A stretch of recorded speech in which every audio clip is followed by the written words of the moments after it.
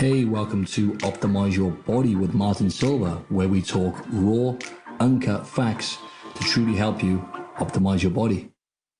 Hey, mate. Thanks for letting me come out to your beautiful house here, mate, in Bondi. It's a nicer setting than the little dungeon we had the other week. That time when I recorded and didn't manage to actually get it. It didn't record. I had that fault. Remember that? So, you know the life of podcasting, mate. It happens, it's a grind. It happens to everyone. It is a grind. I kind of liked doing it out of the gym that day. It was fun. Different one day. Yeah, it was different. But, it feels a little bizarre today because we are at my place and roles reversed. That's so exactly you're right. leading the show. So I'm leading the show and it's take two. So, we're only going to improve now anyway. So onwards and upwards. But yeah. So I just wanted to, first of all, if you could just give the audience an insight into, your story, your background, because, I know you're a vegan and you've got your own podcast and, follow you on Instagram. Keep yourself in shape all year round. So you definitely practice what you preach. So yeah, if you could just share that with us, mate. Yeah. What's your background? Cool. So I guess if I jump back to my early days, I was born in Australia in Melbourne and then moved over to the States. My dad's a doctor and he does research on diabetes. So he had a job transfer to go over there to work out of a facility, a center in Texas. So we moved over there. So lived in America for 8 years and, I really loved that part of my life. I think having that experience of travel really early gave me great confidence and, just opened up my eyes to a different environment so that when I came back to Australia, I had some international experience and sort of knew that the world is bigger than just Australia. And, eating wise and family wise, I think I had a fairly typical upbringing of an Australian American type family where, mum did her best to serve us sort of the staple foods that she thought were totally healthy at the time. And, like a lot of American families, particularly a lot of junk sort of fast food would creep in and a lot of that was out of convenience. So, all the kids' school parties and birthday parties and just weekends after sport, everything sort of was revolving around fast food in America. And then I came back to Australia when I was about 10 years old, sort of continued on with that typical diet in terms of, things like enchiladas for dinner or spaghetti bolognese, the typical family style eating as I grew up. So Sounds tasty, but yeah, it's got to end at some point. That it has to end. And it eventually did sort of catch up to me, which I'll get into. But when I was 15 years old, I was out with my dad and we spent the day together going out to the wineries in Melbourne. There's a wine area called the Yarra Valley. And on the way home, driving home, he started to get some chest pain and given his medical sort of background, I think he knew what was going on and I was only 15. So he sort of played it down to me and we got home, whatnot. And, I think I asked him a couple of times how it was and he was playing it down and saying it was fine. That night I heard him at about, I think it was around 1 a.m., out, he'd come out of his bedroom and I heard some noise and went out there and he was like struggling pretty hard. So I had to call for emergency. So in Australia, that's 000. In America, it would have been 911. Mm-hmm. And the UK is 999. There we go. Yeah. So everyone's got their own emergency number. Yeah. But I dialed that and called them and told the lady what was happening. Dad had sort of told me at that stage he thought he was having a heart attack. And yeah, given his background, I think he knew exactly what was happening, the symptoms and the pain down the arm and whatnot. And, long story short, he ended up getting airlifted. That was sort of how sort of dire the situation was. And he was airlifted to a hospital and yeah, he was having, a heart attack, a relatively mild heart attack, but had it been further down the track, it could have been much worse. So it was sort of told to him that he had got onto it relatively early and that was that. There wasn't a lot of advice for him in terms of diet and nothing changed in the way that our family ate. And we sort of continued on. I was given, a little bit of recommendation that I should probably get my heart checked and my health checked. And I think I was led to believe that my sort of fate, my health fate, so to speak, was based on my genetics and that this has happened to my father. I'm going to go down that track. And I look back now and I kind of wish that I had been surrounded by people that were like, well, you might not be able to control your genetics, but there is so much of lifestyle that goes into your health, fate, chronic disease, and you can avoid it. You can control your genetics and genetic expression through healthy living. And I wish I had been given some tips, and that's, what I've gone on to sort of discover myself. And once I got older, I started reading and learning and listening to other people talk. But yeah, I finished high school, and that's when I sort of, in university, that's when I started training and enjoying training. And it was nothing more than just like really just enjoying the feeling of moving weights, sweating, the feeling after you work out. You feel satisfied, you feel positive and uplifted. And it's, without it, if you have a day off, you feel like you need it. And it's like chasing that feeling of working out and the high that you get from it. So I got really caught up in that from an exercise point of view. And I probably moved my diet accordingly, to definitely an improvement in my diet. So that was when I would have gone away from junk food, so to speak, and moved more towards, chicken, broccoli, more sort of lean style meats and things like that. And I certainly felt better for it. I had already cut out dairy when I was 17 out of my diet. So I didn't have any dairy at that stage. And I was eating, sweet potato, fair bit of vegetables, not a whole lot of greens and things. And that was the way my diet was for 5 or 6 years through my 20s. Mm. Interesting. Your dog's licking my leg right now, but it's quite nice. It's quite relaxing, It's helping me think. Yeah, that's an interesting story. And what I find quite fascinating is most people who go vegan generally will do it from a moral standpoint initially. Yeah. For the animals kind of thing. But what I was going to ask you was, obviously you've done it from a health point of view with your father and whatnot. And obviously you started training and the story you just described then. But did you find it's changed the way you looked, obviously, with the animals and the cruelty involved with eating meat? Did you find that you kind of, you started taking that in as well and applying? It's a really good question. So I'll answer this in two parts. Firstly, I did definitely at the start, I was purely thinking about health, and that was my motivator to move to a plant-based diet. And I still feel a little squirmish when people call me a vegan.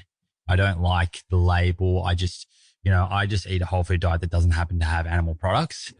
And I'll get on to the vegan word and what that sort of means to me. But when I was going through that stage of research and looking at what was in my control and not just saying that, it's out of my control, my genetics, I was finding studies from guys like Dr. Esselstyn and Dr. Dean Ornish, who took people with cardiovascular disease and narrowing of their coronary artery and put them on a low-fat plant-based diet. And they actually saw opening up of the artery. They saw reversal of cardiovascular disease. And I was like, wow, this is pretty crazy, that power that food can have. And it takes you back to that old saying that food is medicine. And it was resonating with me. I was kind of not wanting to go down the track of living a life where I was going to end up being medicated by pharmaceutical drugs. I'd rather use food and change my lifestyle to avoid that. So that was my motivating factor. And then obviously once I made the change, I felt great.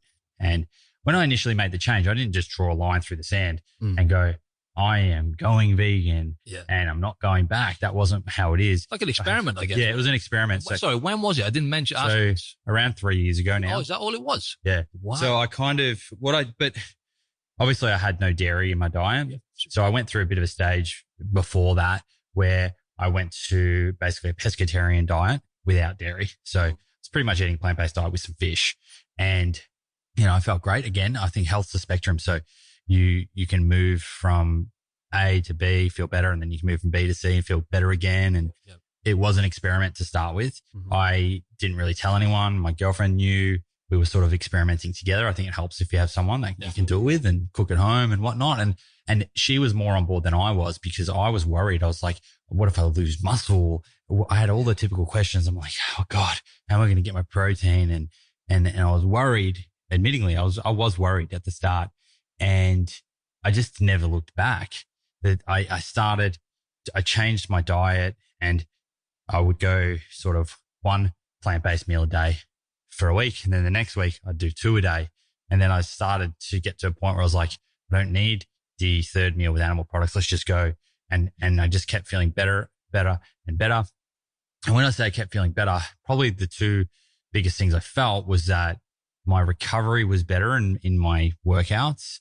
I wasn't sore for the amount of time that I previously was sore between workouts. So I could get in and work out, get more volume over a week. Mm-hmm. And I probably put that down just to having a diet which is now less inflammatory. I was going to say maybe less inflammation. Less inflammatory. And I will say I did lose about 2.5 kilos in the first month. And I think if I go back, my theory on that is that was a combination of inflammation, but also I don't think I had my food volume right because plant-based foods are a lot less calorie dense. And I was almost going like for like on what the volume would look like on the plate. Mm-hmm. So no doubt my calories had dropped off and I was still training and trying to keep the same intensity. I was feeling less inflamed so I could train harder, but I wasn't getting the food in, the volume. Yeah. So I think a lot of people that transition to a plant-based or try and go to a more plant-based diet, they do lose a bit of weight. And usually it's from not understanding that animal foods are a lot more calorie dense. So you need to, if you're going to substitute it, you need to eat more volume. So less inflamed, recovering faster was probably the number one thing that I felt. And the second thing, which sort of goes hand in hand with that, was energy and just clarity, getting up in the morning, feeling really clear. And whether that's placebo or whether it's less toxins from the type of other foods I was eating, I don't know. But all I know is I was feeling better and I just thought, well, there's no point going back. It's working. Yeah, I'm glad we've done this take 2 actually now, because I didn't realize it was only 3 years that, you've been eating a plant-based diet. And that's the thing, isn't it? I see what you mean when it comes to, being called a vegan or being labeled like a CrossFitter or, carnivore, whatever it is, bodybuilder, there's all different camps. And that's the thing that I kind of hate really. It's like, why can't we the key is to try and find balance, right? And what works for you. And on that note, as there's so many different individual variances, because I've probably trained as a personal trainer, probably over 1,000 people in my time. And I find not many people, but there's a few people who have thrived off the vegan diet, off not eating any meat or any animal products whatsoever. It's few and far in between though. But I was going to say, when you switched over and you said you started feeling better and you generally now, you don't find building muscle a problem by the look of it either, right? So that's not an issue. So, it's obviously a little bit of a myth in terms of what people say about, you need to have animal products because everyone's different, right? So everyone adapts in a different way. But where I was going with that is I'm going off on one a bit here now was the studies are showing like that what happens with people who switch over to a plant-based diet, certain people again, everyone's different. Later down the line, they get a buildup of like nutrient deficiencies and stuff later down the line. So it can take years to kind of manifest. So I was going to say in the meantime now, do you take any supplements and is there any way you bring in like B12 and stuff like that and whatnot? I know that might not be the case for you, but it happens to a lot of people. I think there's a couple of things that we need to clarify here. Vegan is not synonymous with health. You can have a terrible, really shit vegan diet. Mm-hmm. So I am 1,000% confident that the way I eat, I'm not going to get a nutrient deficiency. It's just not going to happen. I know my nutrition. I know what I'm eating. And yes, I do take a supplement. I take B12 daily. There was a paper out recently that says even people eating animal foods now are getting B12 deficiency. Yeah. Vitamin D deficiency is, rife throughout the world. Absolutely, yeah. So I take living in Sydney, I don't really need to take a vitamin D because we get so much sun here, right? But sometimes through the winter, if there is a period where I'm not really outside much, I might supplement a vitamin D3 or have like a fortified, plant-based milk that has vitamin D in it. And I take B12 daily, which is really, really important. Other than that, you can get everything out of a very well-balanced whole food diet. But if you're going to go and eat processed vegan food, yeah, certainly you could be deficient. But, I could say the same thing about someone who's eating animal products, but the bulk of their diet's made up of processed, chocolate bars and processed bars, sugars. refined sugars and stuff. So I think it comes down to taking responsibility of your diet and having a largely whole food diet, whatever it is, if it incorporates meat or not, and having an abundance of plants that are really micronutrient rich. Yeah, it is in your control. And if there's studies coming out that's showing people are deficient down the track, then I'd be saying that probably not having a very, very balanced diet. And going back to your point earlier about animal ethics and stuff, what we need to remember is not everyone that goes vegan is like me doing it for health reasons. It's very rare. They might be doing it for ethical reasons. And do you think the last thing on their mind is their own body? Yeah, exactly. They don't care, right? So veganism caters for everyone, from the person who wants to eat junk food every day, but not have anything to do with animal cruelty, all the way to someone like me who, obviously veganism has opened my eyes up to animal cruelty, and I'm happy now that I'm eating this way. Yep. But it wasn't my initial motivator, and it's not going to change in that I'm not going to go to a real junk food vegan diet, because I would agree, you eat junk food all the time, then you probably are setting yourself up for a nutrient deficiency. 100%. Yeah. And that's it. That's the game changer right there. I always try and convey this message to people.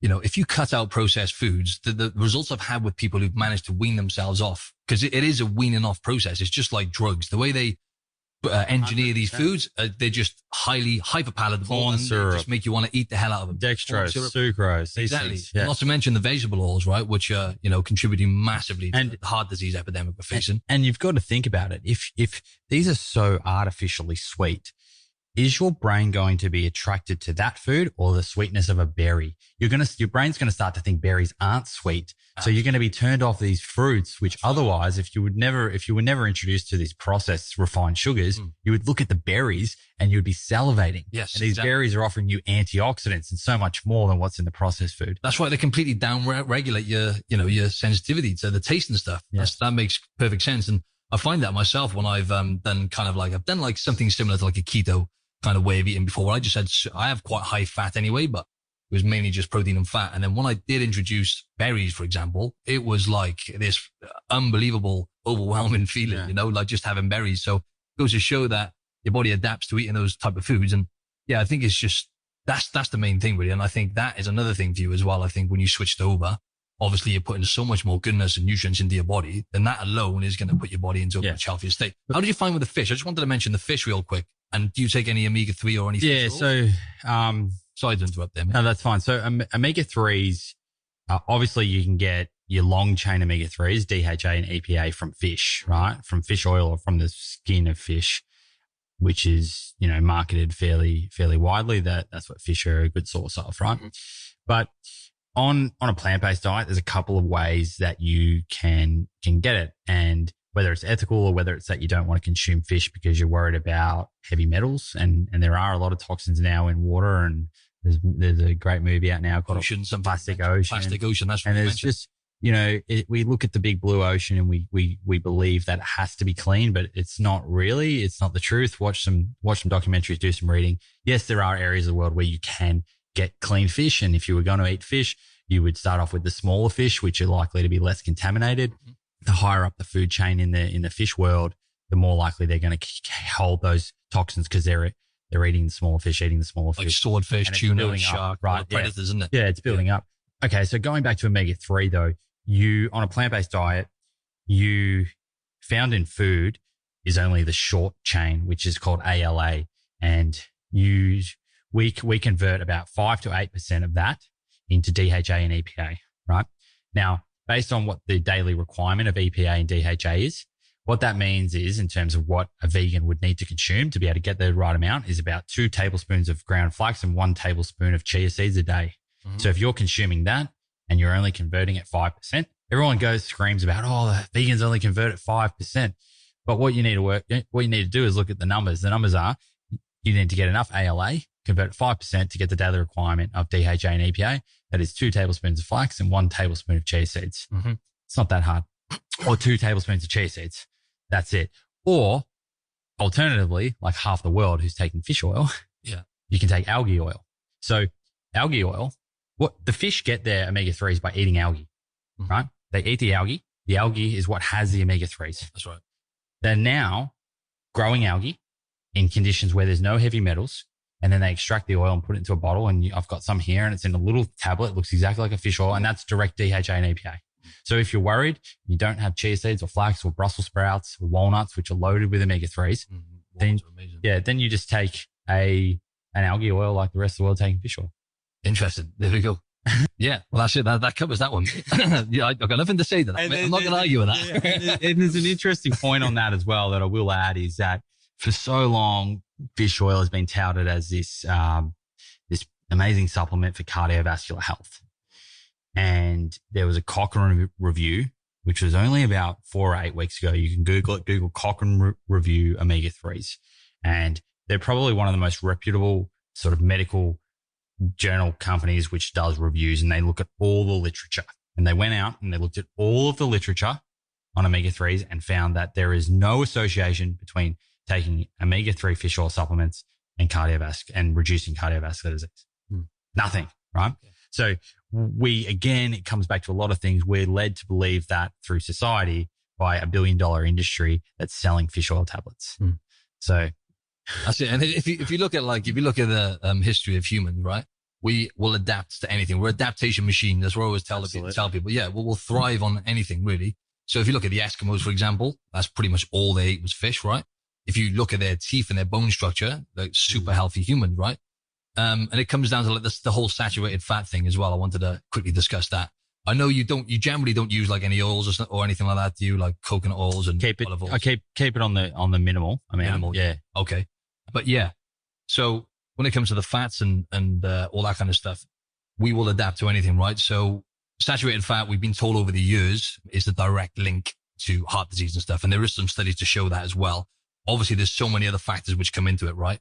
So there's lifestyle factors and all these different things, but there's a lot of corruption that's gone on as well, right? So if you look at the sugar industry, the multi-billion-pound industry, as soon as Kellogg's came on the scene, it kind of went downhill.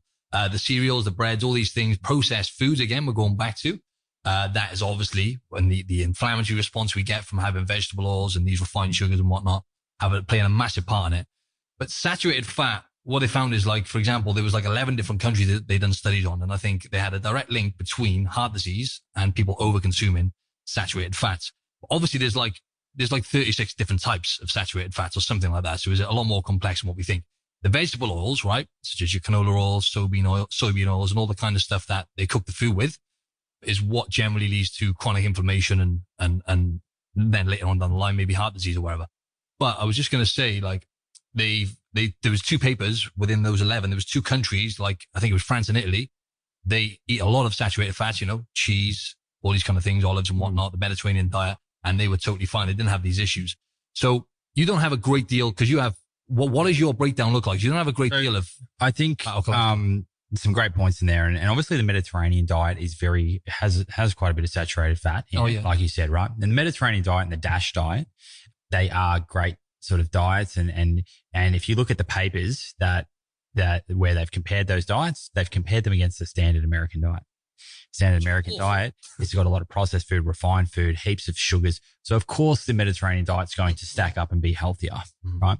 I would like in the next few years for them to compare the Mediterranean to a whole food plant-based diet and see the outcomes there.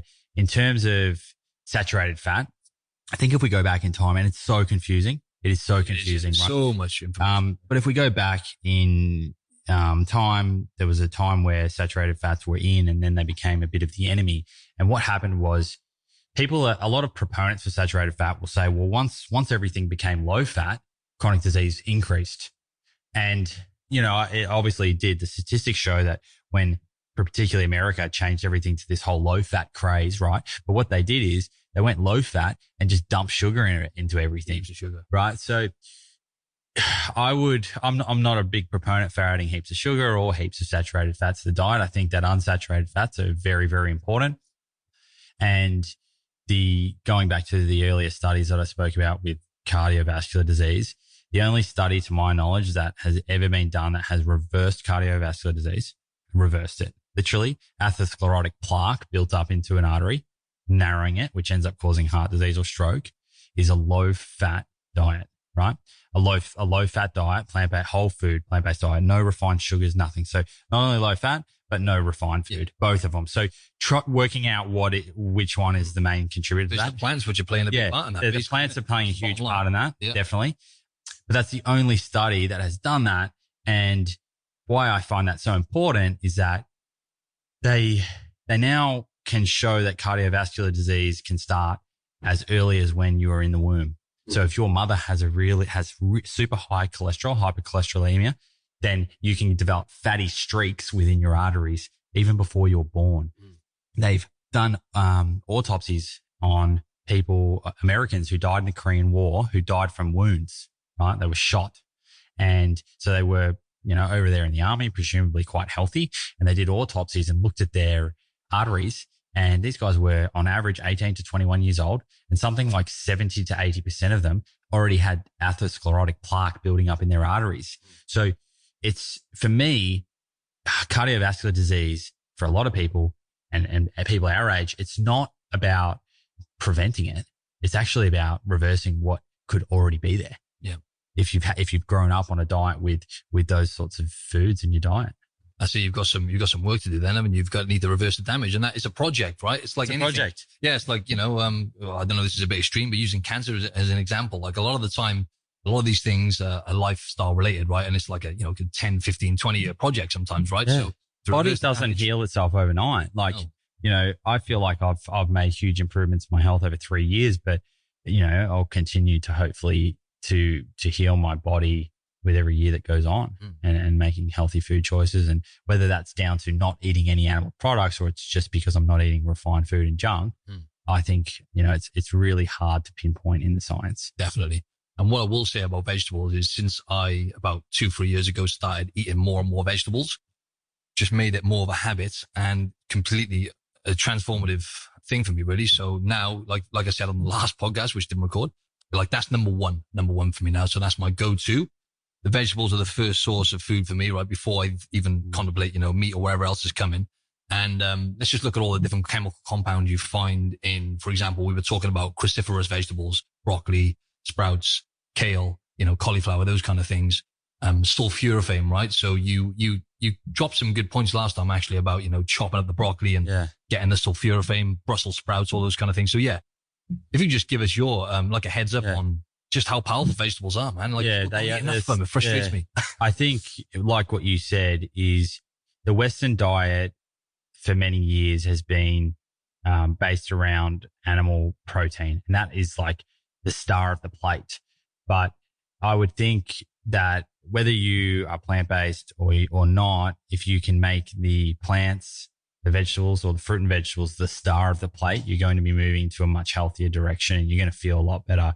And a lot of that comes down to what is in these vegetables and fruits. And they are super, super rich in micronutrients and antioxidants. And antioxidants, just in layman's terms, what they do is every single day in our society, the way that we live and what we're exposed to, carcinogens will enter our body, whether that's through pollution or whether that's through the skincare we use, or whether that's through anything like our skin's, our largest organ, it's permeable. Carcinogens can enter our body. It could be pesticides, things like that. And these antioxidant compounds, which are in abundance in fruit and vegetables, they seek out to combat those unstable carcinogenic molecules in the body. So an unstable molecule in the body, if you leave it alone, it can wreak havoc. And just cutting it a long story short, but it can wreak havoc and cause what they call a precancerous cell, which is a cell which has had its a DNA mutation. Mm-hmm. And we have this all the time. We have it all the time. Everyone has that. We all have that. We have that in our body as we speak now. Cancer cells, right? We have these precancerous. And what it is it's your body's ability to stop a precancerous cell from becoming, right, being promoted into a cancer cell and eventually a tumor.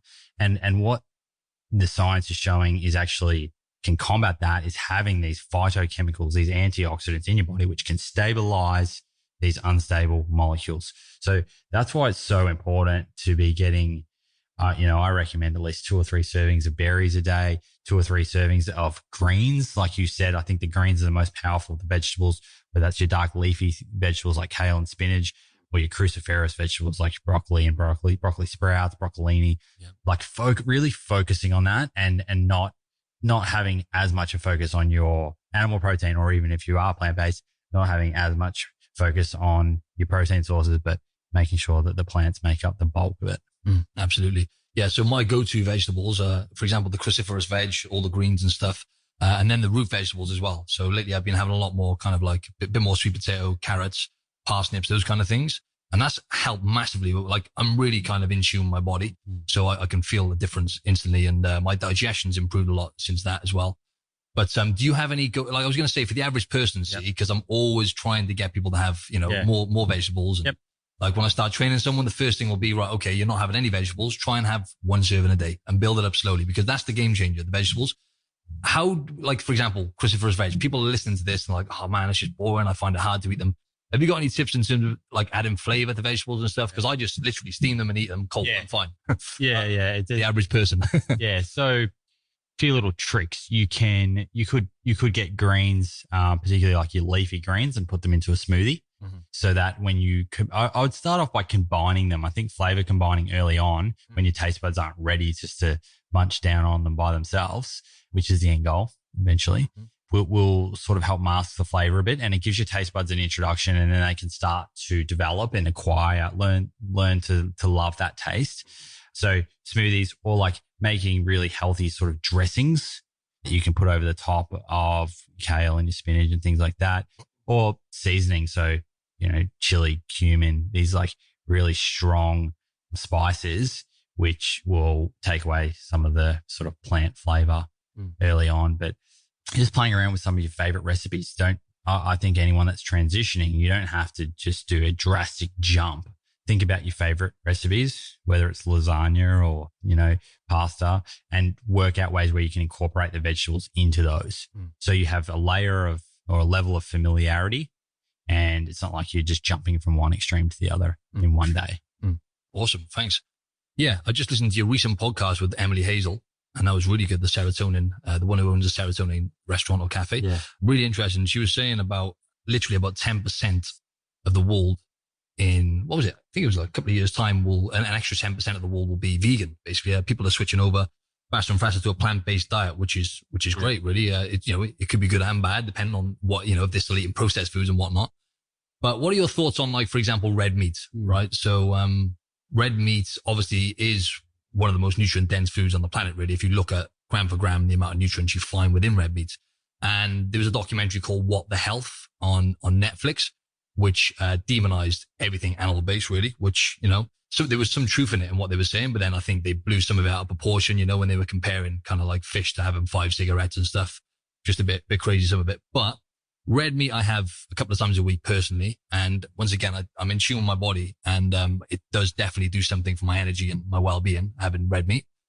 But what are your thoughts on that? Because obviously you don't have any, and for example, there's myelin, which you find in red meat. That's one of the many compounds in there, which converts into serotonin. But obviously there's lots of other ways to get serotonin in the brain, but that's a specific type of iron, which you can't really get out of a plant-based diet.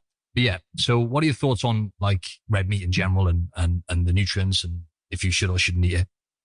Silly question. Yeah, but. No. Well, what the health, firstly, I think, it does have some great points, and it obviously has some very exaggerated points. I think it was actually eggs and cigarettes where they were flipping in the pan or whatnot. Oh, okay, yeah. But I think, we spoke about this last time. I think if they didn't have the level of exaggeration that they have in small parts of the documentary, it wouldn't be being spoken about so widely. It wouldn't be spoken about right now on this podcast. So I think the directors of What the Health very strategically put in slightly exaggerated parts or analogies that they knew would go viral. So it's just more of a marketing strategy. In terms of red meat itself, we need to really clearly define what red meat is. It's a very broad term. Processed red meats, the World Health Organization, they classify those as causing cancer. right? Even though they're still sold at Woolworths and service stations. So those are all your very highly processed salamis and things like that. Mm-hmm. And then any red meat they classify, so other red meat they classify as not known to cause cancer, but probably, right? And there is some strong science to show, which I can share or send the links around red meat consumption and particularly stomach cancer. But I think we need to put everything into perspective.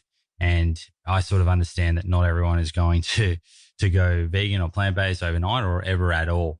And like we're discussing just before, if you're currently having red meat 7 days a week and hardly any veg, and you change that and you have red meat twice a week and lots of veg, well, you're going to be a lot healthier and you're going to move, your body's going to feel a lot better. And ultimately, I tell people to do them. You do you, and how far you want to take it is completely up to you. I think that you can get an abundance of nutrients without eating red meat, but I don't judge anyone that still eats it.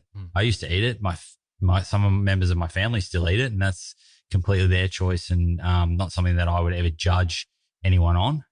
So I think it comes down to a personal decision. One of the other things there is that we've spoken about meat being very calorie dense, and obviously it does hold a lot of nutritional value. So with the sort of disease things and whatnot, if we push those to the side, there are areas of the world where they may not have access to a lot of great quality plants and whatnot. And without eating meat, they might develop deficiencies, right? So everything has to be looked at in perspective and looked at in geographical and in a personal situation. Because if someone can't go out and live a sort of healthy plant-based diet like myself and can't get access to those foods, then, I would completely understand why they would be eating meat, because I don't want anyone to have a deficiency, whether they're, whatever diet they have. So I think we just put everything into perspective. I think that the science is leaning towards meat consumption, particularly overconsumption, being an issue in our society. As I've said before, it's very, very hard to pinpoint whether that's because people are not eating enough vegetables at all, and that if they add the vegetables, then having meat, a few times a week is fine. It's hard for science to show that. It is, isn't it? It's so hard for them to pinpoint any of this, right? Yeah. Because anything you abuse, right? It could be anything. Yeah. Even, I guess, it'd be very hard to, but even vegetables you could have too much of, right? But that's probably the last thing you could have too much of. Anything I think though, if I add to that, I think we also need to look at, I guess, a bit of the macronutrient breakdown. So like the longest living populations in the world, they're not eating a really high protein diet.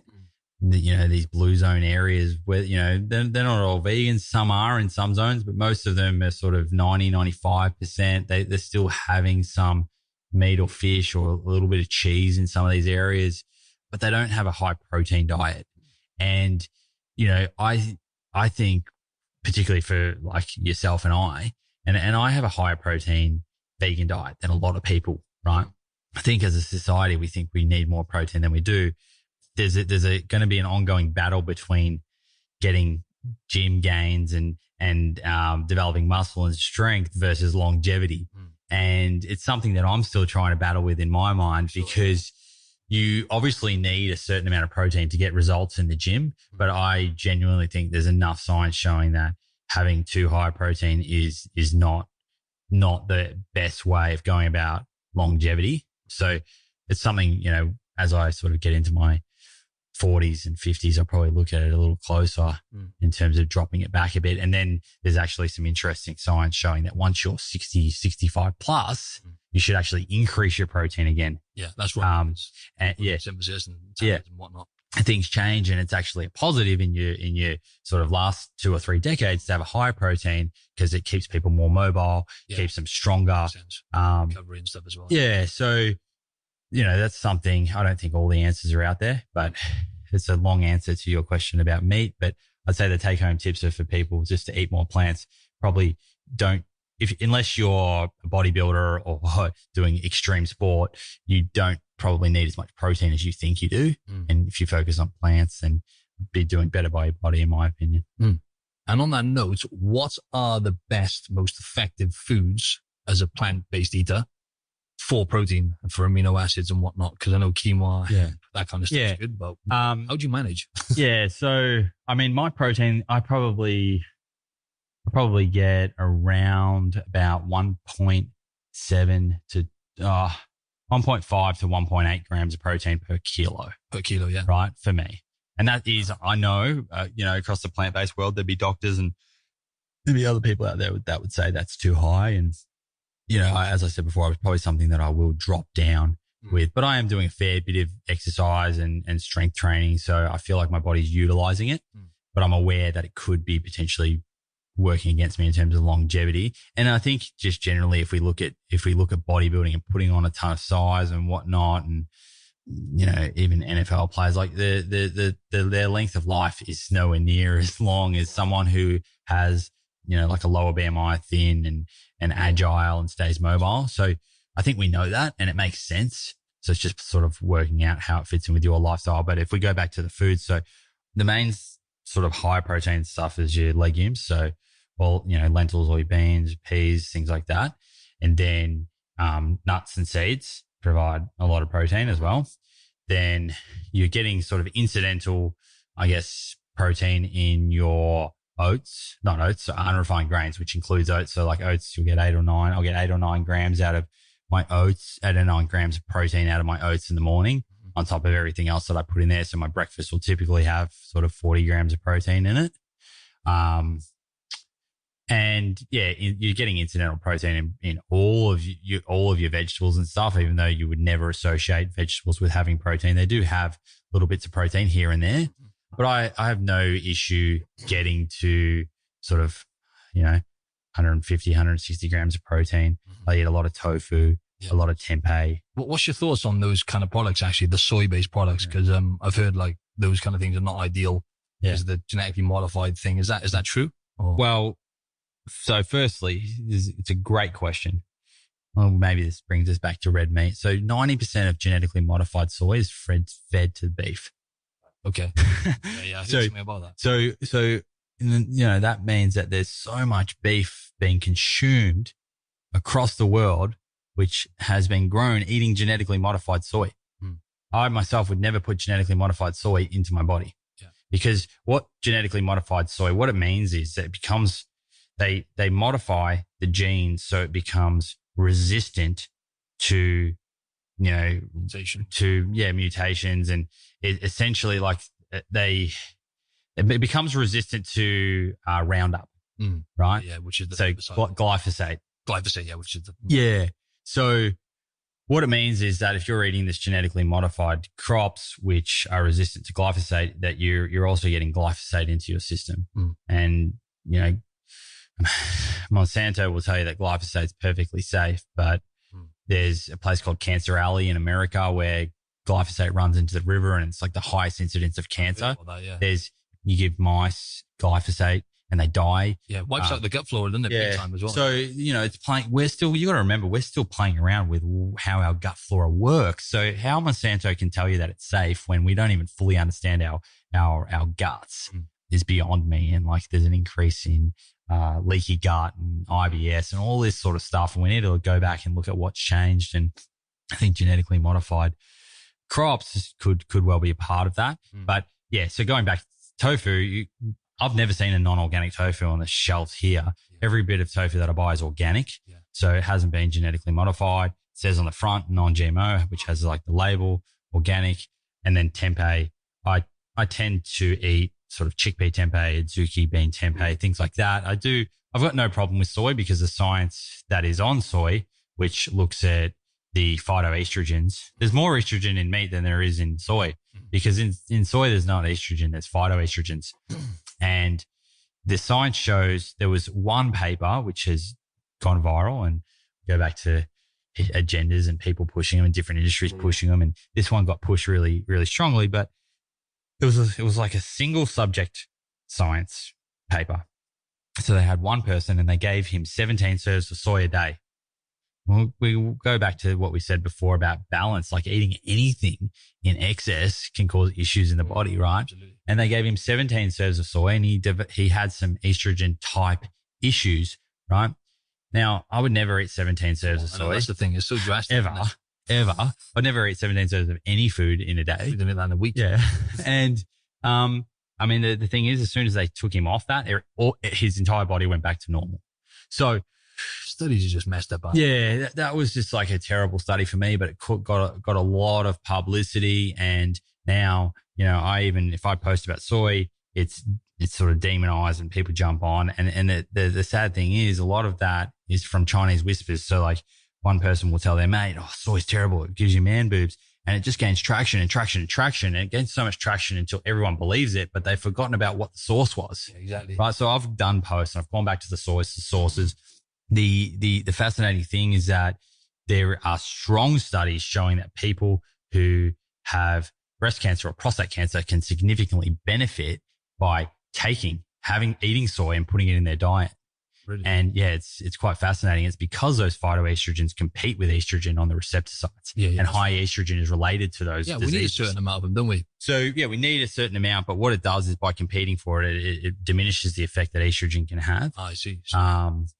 So yeah, I've done posts on it. It's really confusing for the everyday person who's like, doesn't want to, or doesn't have the resources to do that research and to read the studies. So I can understand why a lot of people are scared of soy, but I've done the research and I don't think there's anything to be concerned about it unless there's one disclaimer here, unless you have iodine deficiency or a hypothyroidism. So if you have that, then I would say make sure you're on top of that and have corrected that before you add soy to diet.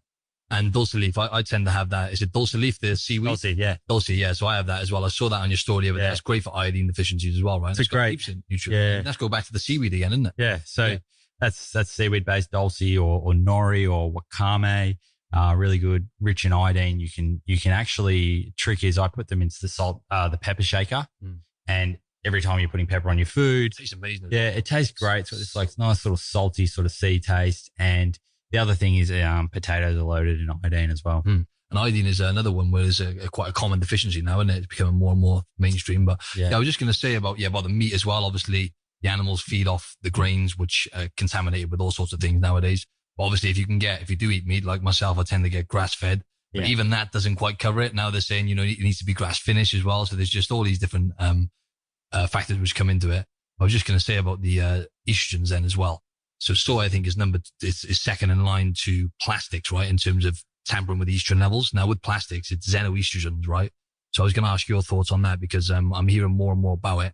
And nowadays I'm really trying my best to avoid drinking out of any plastic bottles. I would never recommend drinking out of a plastic bottle for that reason. People laugh at me when I tell them, man. No, I was speaking with a hormonal expert down in Melbourne not long ago, and she was pretty adamant that she sees a lot of guys that come in and they're sort of 30 to 50 years old, and you can probably picture this. The guy that has like the tire of fat around his stomach. And he just estrogen dominant. But he's estrogen dominant. Yeah, exactly. Whatever and estrogen there can be a lot of things: stress, not enough sleep, the food that you're eating, you're drinking out of plastic. There's all of these things that are playing on that. And these guys come in and they just try so hard to lose weight and they just can't lose the tire. She was saying some really fascinating things about estrogen and these guys being estrogen dominant. Yeah, drinking out of plastic. She was fairly adamant that it's a big no-no. It's crazy how much, I can't remember what it was. I heard a podcast myself and it was something like, I don't know whether it was like 10 times the amount or something like that from having like one drink of a plastic bottle. It literally has a massive effect on the estrogen levels, not even a small amount. So just to be, you get, like I heard you say on another podcast earlier, just the compound effect. And if you think about over time, if you're continuously doing it, you've got to be aware of it, right? Yeah. So, I mean, there's enough options now to buy, like a thermos type reusable water. Better for the environment in that, a lot of plastic bottles don't end up being recycled, end up in landfill. The plastic is on this earth for longer than we are. I used to think out of sight, out of mind. I put it in the bin and it's gone. But unfortunately, that's not what's happening with plastic. So whilst it's hard to live a no plastic life, I think it's really incredibly hard for anyone to do that in this day and age. It's good to be mindful of it. And not only is it going to help the planet, but like we're talking about now, it's going to help your health. The second thing is even worse than just a plastic bottle that you buy straight away is a plastic bottle that's been sitting in your car and got hot, and when it heats up and the plastic leaching into the water, like that's the worst way you can drink water out of a plastic bottle. Yeah, see, I just find it hard because I need to get myself a good quality filter. So you've got that filter behind us, right? So generally, do you just use like a filter? Yeah, I don't work for that brand or know anything about them. I was just. But that one there is called a Zazin, which my brother got me onto. It's really, really good. It's got like a 13-way filter in there, and we usually fill it up every night. And by the end of the day, it's empty. We just put that into like our thermos water bottles. You know, thermos, which is like glass. No. Yeah, just those sort of eco-friendly water bottles that you see everywhere now. Awesome. The ones that can keep hot or cold. Yeah. So yeah, both my girlfriend and I, we tend to use those pretty much every day where we can, unless you're sort of really stuck and you don't have it. Yeah, it's a nice habit to get into. Cool. Yeah, if I was going to say, if you could send me over the link for that filter, mate, because I got to step that up. I've been having a bit of tap Get on and it. stuff like that. I got to stop. Yeah. I'm slipping, mate. No, but I was going to move on to something else now. Mental health. Yeah. So we're currently facing, well, we're the sickest we've ever been on a global scale now in more than one way, right? Mental health, physical health. We're basically falling apart in a sense, right? You know, if you look at it on a global scale. There's an epidemic now of mental illness, and I think it's 1 in 5 Australians experience depression or anxiety or something along those lines at some point in their life. What do you do, Cy, to, is there anything other than obviously eating well, training, sleeping well, anything else you do, any rituals or meditation, anything like that you do to look after your mind? I think I've always just had a very simple approach to being happy. And it started with, you know, at an early age, I've always been really comfortable in my own skin and confident with how I can go about my work and confident how I can interact with people socially. And I think you need to be really, need to have a high level of self-awareness, be really comfortable in your own skin and happy with who you are. And once you are in that position, you can be in a really positive mindset and you can serve other people and you can help other people. And it's really hard to be able to serve other people until you have developed that sort of inner love for yourself and what you're doing. So I think it really comes back to getting to know yourself better. And, you know, for me, from an early age, I think I was thinking about that, and I did a lot of travel and things like that, which I think helped shape me personally. But I have a mentality where I will, in everything that I see and everything that I do, I look at a glass half full. So rather than, you know, it might be a really shit situation, but rather than just focusing in on all the negative aspects, I will look for the positive aspects. And yeah, you're going to have to deal with some negative things, but my bigger picture is always about looking at positive things, because if I'm negative, I know that all of my interactions with people around me are going to be negative. I know that my just general aura is going to be negative, and it's going to take me longer to overcome something that bad that happens in my life if I'm in a negative mindset. And also when you're in a negative mindset, your less opportunities are going to open up for you. So I'm aware of all of this, and I think I can consciously now sit into a situation or sit into a conversation. I can sort of sit behind my thoughts and I can read what's happening in that situation before I talk. So I think it's been a maturity thing over the last decade where I've really worked on developing quite a resilient mind and looking at things in a positive light pretty much with everything that I do. So it sounds like relationships are very important then, yeah? So that human connection, It sounds like you value that high. You know, we go back to these populations that are thriving, and it's not just their nutrition. They develop strong interaction, strong connections with people around them. They know how to relate to people. We've got a lot of increase in mental health, and we've also got a lot of people sitting on their phones all day, and they're losing these skills of connecting, real connection, right? And it can become lonely working through a phone or a computer and not having humans have no doubt, you know, evolved to have personal connection. It's what enriches people's lives. And it's human, isn't it? Yeah. And it's foolish to think that you can get that level of deep enrichment through social media, through a like on your photo, through a share of your photo, through, you know, getting more likes on this image compared to your last image, or comparing yourself to someone else. I don't want to say it's sad, but I'd like to see a bit of a switch in sort of perspective of how important social media is, and seeing people really value personal time with their friends and family a bit more, particularly the younger generations coming through, because I fear that they're sitting on social media and they're comparing themselves to other people, right? And what that's doing is, through these years of when they're 16, 17, 18, 19, and they should be thinking about themselves and growing as a person, they're just constantly comparing themselves to someone else. Absolutely. Yeah, and right, when you're comparing yourself to someone else, you're not really running your own race. When, I think I look back and I was always comparing myself to myself to get better and to grow. And I just think, I personally think something needs to change. I know that when I bring kids into the world, that, they need to be able to use social media and whatnot, but I'd like to hope that I can steer them in the right direction to still value the real world. Absolutely, mate. Because it's an addiction, just like any drug, really. Like, people need to look at it that way. And there's a really interesting book I'm listening to now called iGen. You should definitely check that out, mate. And it's actually blown my mind, because there's a direct correlation between social media usage and depression, suicide. Now, suicide rates are the highest they've ever been. And I think since like 2007 to about 2015, I think about 60% more suicides. And they're doing studies, and they're finding that people are obviously the younger generation who were born after about 1995. It's just the norm now. For example, even when they're like, they go on the dating process, about a third or half of that is done via texting and social media. So those interactions, you're just dying, and people are, slowly mentally breaking down because of that. So you got to be aware of that, right? That was some great points you made there, mate. Thanks for that. Is there anything else you wanted to say on that and the mental health stuff? No, I think we covered it. We covered it pretty well. Obviously, if anyone is listening and, needs to speak to someone, there are lots of services out there where they can reach out to, like Lifeline. And it's definitely better to speak up and talk about it. I've had a good friend who committed suicide about 4 years ago, and that was very silent. So he didn't speak to anyone. So my advice would be that, so there's always someone there to listen.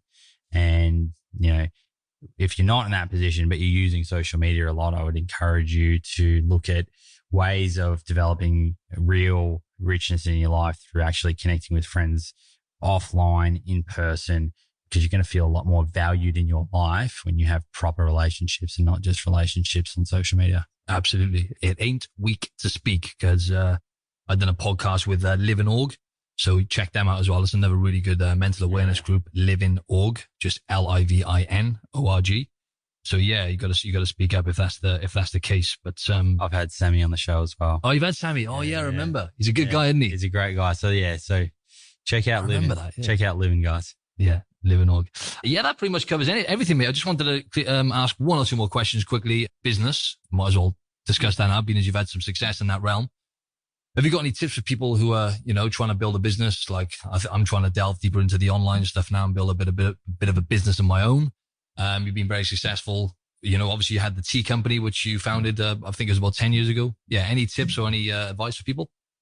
Yeah, I'd say don't look for shortcuts, and I get a lot of messages and from people who are sort of looking for a bit of a shortcut. And I just think that there is no real shortcut. I remember when I started, I read books and listened to people and stuff, but I did the work, and, I put a lot of hard yards in to work on my craft and understand e-commerce and strive to be the best that I could be in terms of e-commerce. And we had a lot of success with our brands. We're still having a lot of success. And I think even more so now, it's super important to be authentic, to be genuine, to build a community on those two things, authenticity and genuine, and having a great service and a great product. Of course, you need to have those, but you need to be genuine. You need to be authentic.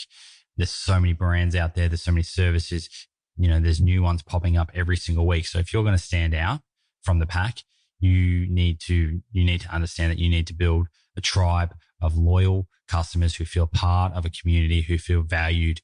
And that's a different strategy depending on what your brand is and who you're connecting with, right? What your service is, what your product is, will determine who your demographic is. And once you know who your demographic is, you can start to think about, well, what conversations do I want to have with them? And where is that going to be? Is it going to be on Instagram? Is it going to be on Facebook? Is it going to be through a blog? Is it going to be through an email newsletter? What are they going to like best? Is it going to be a private Facebook group because it's a sensitive issue and I want to create a nice private intimate space for them? Thinking about the conversations, doing big mood boards and just breaking that down. It's for me, I find that super exciting because it brings in a whole sort of psychology component to working out and breaking down your consumer, breaking them down to all the way down to what their values and their beliefs are. And this then starts to shape your brand because you're going to serve them. You're going to add value to their life. And it requires a lot of deep thinking, a lot of strategizing, but above all of that, you just need to be genuine with your approach and you need to be always thinking I'm adding value to their life. It's not about the brand. It's not about the profit. If you're thinking about the profit and you're thinking about the brand and you're thinking about selling it to someone one day and this and that, you're not doing the best in terms of growth, right? So you think you are doing the best, but you're focusing on the wrong thing. You focus on the consumer, serving them. Everything else will take care of itself. Amazing, mate. That was awesome. Yeah. Last but not least, do you have any tips for anyone because a lot of people listening to this focus on health and looking good, right? So do you have any tips for someone who wants to build a good looking body, but create sustainable health at the same time? Yep. Okay. So you probably might, even if you trained every day for an hour, that's, 7 hours a week in the gym. And that's where you're going to break down muscle, and all of your hours outside of the gym is where you're going to build it and repair it. So clearly you can see how important the after gym, the outside of gym component is, which is nutrition, which is rest, making sure you're getting adequate rest. Going back to, we were talking about, the estrogen dominant people. So making sure that you're not too stressed. People think that their gym gains are just based on doing the deadlift and getting the PB, but there's so much more than that. Outside of the gym, your food, your stress, your sleep, your relationships, your positivity.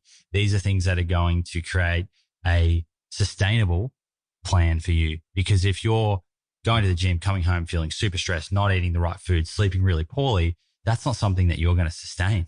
You're going to not get the results. You're going to feel like crap, and you're just going to drop off. So don't just think going down and signing up to the gym is the be all and end all. You need to have a plan in and out of the gym, and you'll get the best results for you.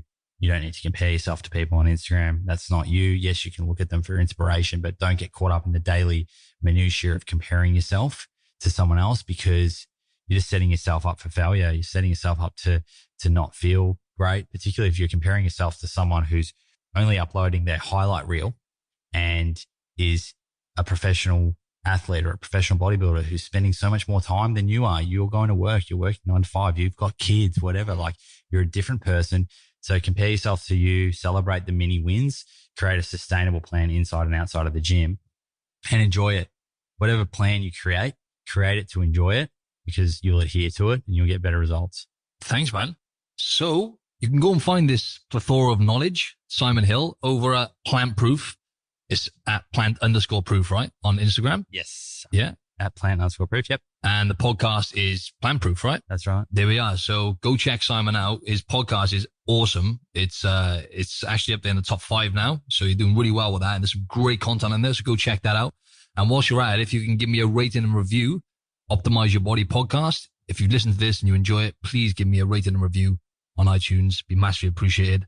And thank you very much, Si, for letting me use your equipment, come to your house and give me another chance to get this right, mate. No, thank you, mate. Really happy to be on the show. And, of course, as we've spoken about, Martin, we'll jump over onto the Plant Proof podcast in the near future, and we'll be doing a dedicated episode on just how you could potentially tailor your gym program and your nutrition if you are looking at a plant-based diet and getting the most out of it. So we'll have a lot of specifics on that. Martin is super, super jacked and incredibly good at what he does in terms of training and nutrition. So no doubt we'll be able to discuss, a little bit more about that, and you can go away with that and implement a few things to get the most out of your training. Amazing. So stay tuned for that, people. I'm really excited for it. Thanks, mate. Cheers.